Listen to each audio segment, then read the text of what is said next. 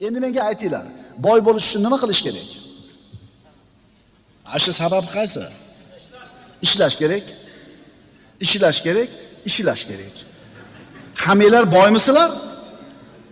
Hammalar ishlayapsizlar. Hammalar boymisizlar? Yo'q.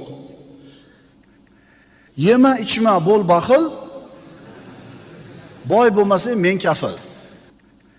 Bekallarning 5 tasini aytibsiz. Agar insonni qilgan sababi albatta natijani olib keladigan bo'lsa, hammamiz ishlayapmiz, birodarlar. Demak, sizni boy qiladigan nima ekan? Allohning xohishi. Endi uni bilmaysiz-da siz.